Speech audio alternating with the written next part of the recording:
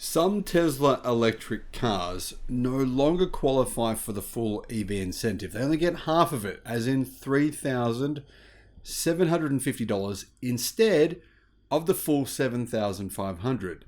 Now, only two models don't qualify.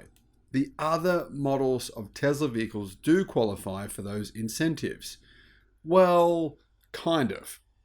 Here's the full details. Here's everything you need to know so that you can take advantage of the full $7,500 tax credit. Hello, my friends. Welcome to the channel. I'm Sam Evans. You're watching The Electric Viking. This year, Tesla was able to convince the federal government in the United States that the place it gets the materials to build its lithium iron phosphate battery cells was Australia. Australia is a free trade partner. Obviously, Australia is sending the lithium and the metals to China, and China is making the batteries that go into Tesla's cheapest cars. The Model 3 base model uses lithium iron phosphate batteries. The Model Y base model, standard range, that also now uses CATL's lithium iron phosphate batteries. They're the two cheapest Tesla vehicles you can get. I say they're the best value, even though you will no longer get the tax credit. I still think they're the best value. Maybe you should still consider getting them anyway. But they will only qualify for half of the credit. They won't get the battery portion. So the cheapest Model 3, the cheapest Model Y, the base range models, they no longer get the $3,750 credit as of the 1st of January. Until the end of the year, they do qualify. So if you place an order before the end of the year, you can still get the credit. If you place it on the 1st of January, you don't get it. All of Tesla's other vehicles, except for some more expensive models, do get the incentives. Which are the ones that don't get it? Okay, Model X Plaid doesn't get the incentives. It's above $80,000 US.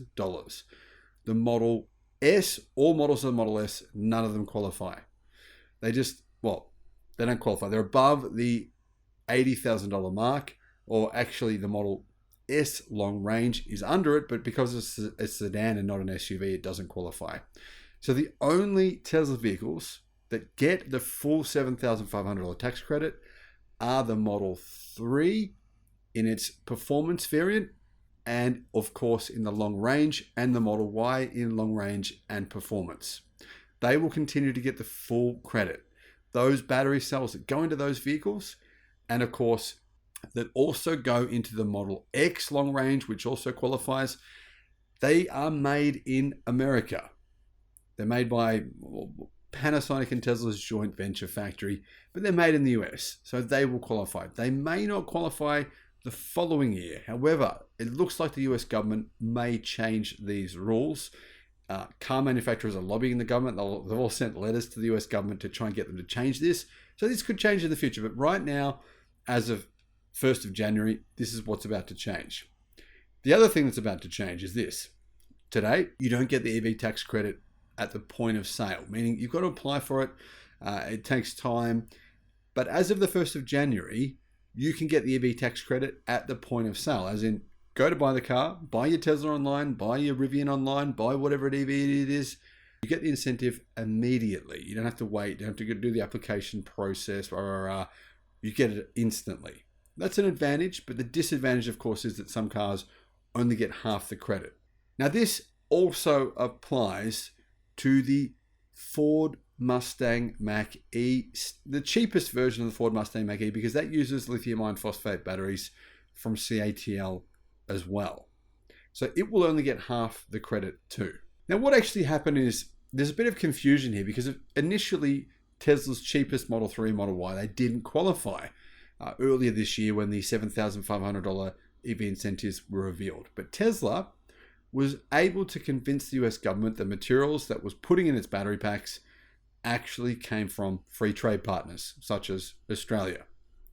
Despite that, its best-selling vehicles like the Model 3 and Model Y, they actually use Chinese-made lithium iron phosphate batteries.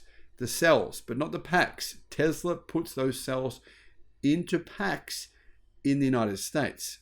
That helps as well. Now, what the threshold was, the government had a 40% threshold for the materials that you can put into your battery. That means that at least 60% of the materials in those batteries had to come from a free trade partner. Those rules changed this year. And that's mostly because of Joe Manchin. He lobbied the US government, said he wouldn't sign the deal unless the mineral requirements changed. So in this year, those requirements will change. And then again next year, 0% of what goes into your electric car can be from China. Everything has to be from North America. Otherwise, it doesn't qualify for any EV incentives at all.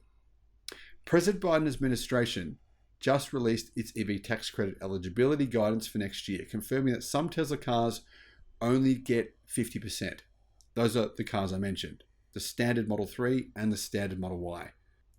Now, surprisingly, and I believe this could be in error, Tesla said on its website that the $7,500 tax credit will reduce to $3,750 for Model 3 rear-wheel drive and Model 3 long range on the 1st of January, meaning the Model 3 long range also won't get the battery credit, the $3,750 portion of the $7,500.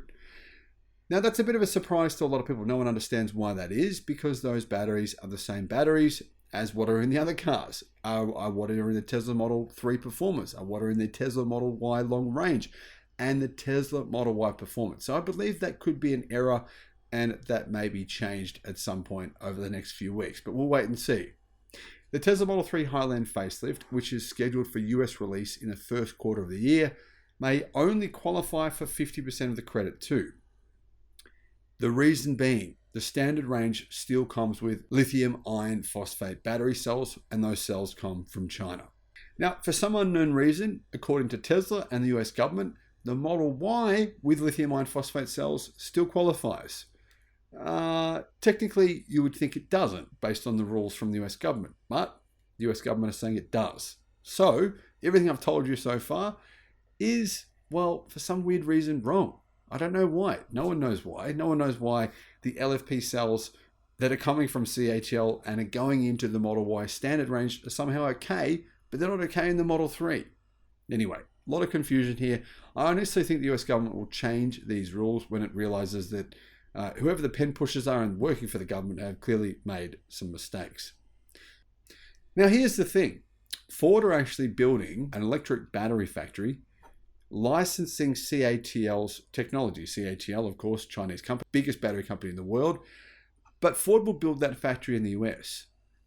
And those batteries will qualify, even though technically Ford has to pay royalties to CATL to manufacture those batteries. But because they're made in America, they will qualify, and you will get the EV incentive if you purchase a Ford in the future. They don't exist yet, but if you've purchased one in the future with those battery cells. What are your thoughts, guys? Let me know in the comments. Thank you for watching.